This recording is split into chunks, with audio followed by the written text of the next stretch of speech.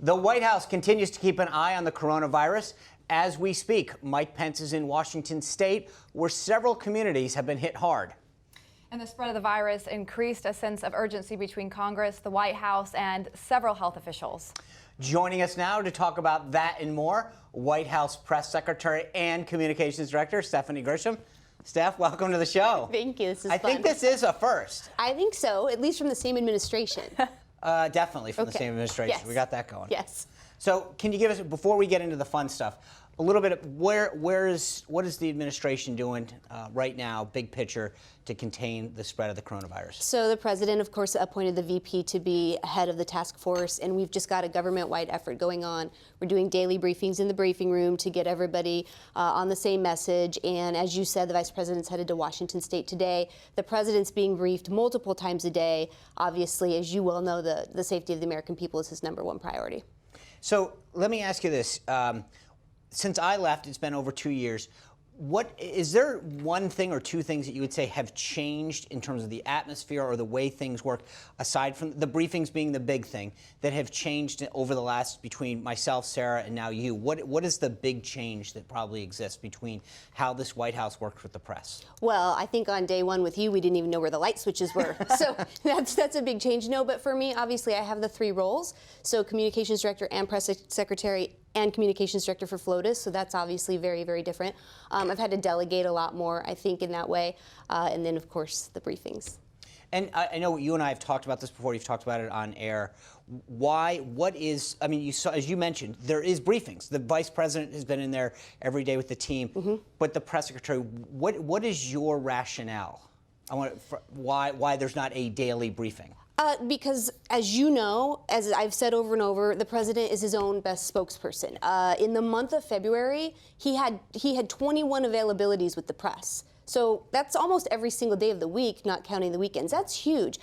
He's constantly there. He's constantly, talking to the press, and I just really feel like they should hear from him. It's much easier. It's interesting, and I don't think people get this. The briefing, even when I did it, was 40 minutes tops? And tell me, when do you get in and when do you leave? Well, exactly. You're getting in at 7 in the morning, you're leaving at 7 or 8 at night.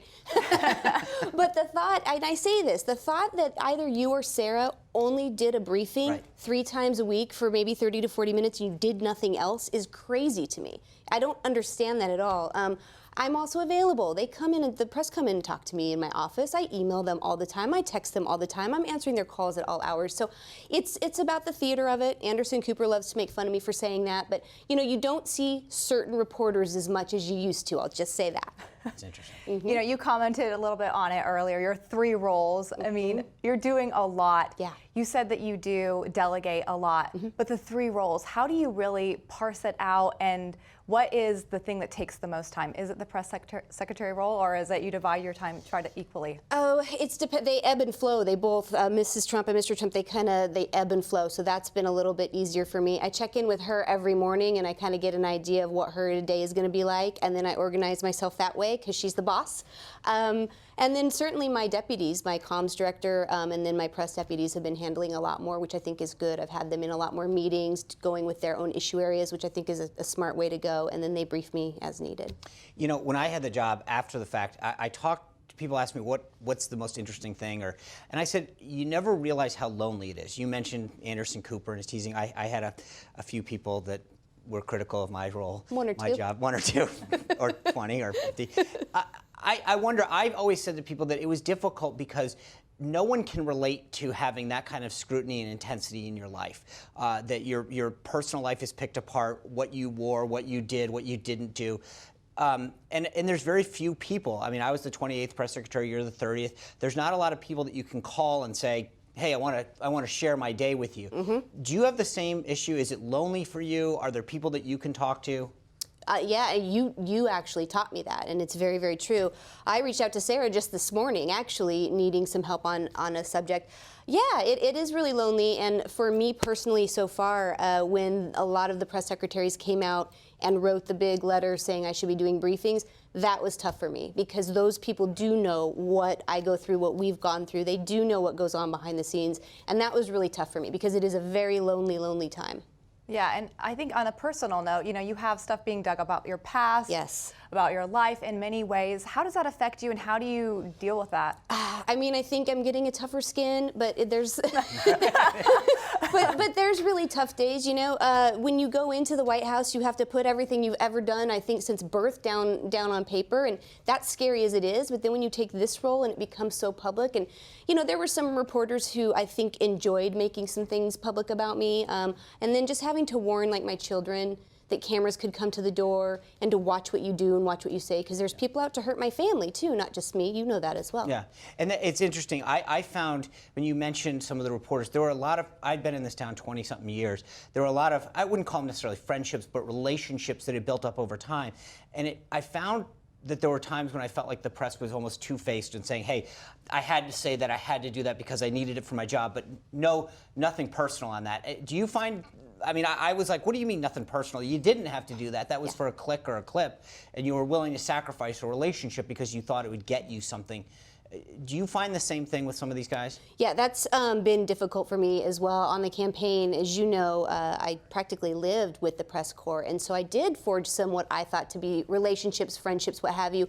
And there have been some who will call me, and I will walk them through exactly, you know, why they're wrong on something and give them the facts on something, and then they still run what's wrong, and then you get the standard, I stand by my story, stand by my reporting. That's been really hard. And then, yeah, a lot of them will come into my office and say, I think it's great we're not doing briefings, or, hey, the briefings you have been doing with the experts are so great, we thank you so much. But then 5 minutes later, they're, you know, piling on Twitter that where am I? So right. That's difficult, but I guess. And I don't think people recognize that. I mean, I've said this over and over again when I did.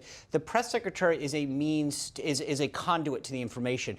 But the principle is who you're speaking for, whether it's the White House writ large, the president. And so why would you want to speak to a spokesperson when you can speak to either the vice president, the president, or, you know, the national security advisor, or whomever? That seems to me you'd rather have the person who's the decision maker. It continues to confuse me, but I guess they just want it all. And I've said this before, they want to get him to say something, and then they want me to be in a position, and they think they're going to have a gotcha moment. You, I think, of all people, know that. I think they're looking for a divide. They're looking for something to say, aha, Stephanie's a liar, or aha, she doesn't agree with her boss. Or they're looking for that moment. I really believe that's true. I don't believe that they're wanting these briefings because of the integrity of wanting facts. I just don't. I considered going back to briefings. I'm still thinking about it, of off camera. But I have a feeling they would all lose their minds. The vice president 2 days ago did a briefing off camera, no audio. I could not believe all the complaints. They were going crazy. And I thought, well, you're getting information, you're getting facts. It wasn't good enough. But it's, you know what it is? They're not on camera. Yes. It's how they get it. If they can't be on camera, then it's not, it didn't happen. And I'll say again, there are a few people in that briefing room who you just do not see as often. And I think it's a good thing. Well, thank you for coming here and making Thank you, history. guys. This was fun. Thank you, Stephanie. Appreciate it. Thank you. Well, coming up, Massachusetts Senator Elizabeth Warren, once a front runner in the Democratic presidential bid, has ended her campaign. That coming up.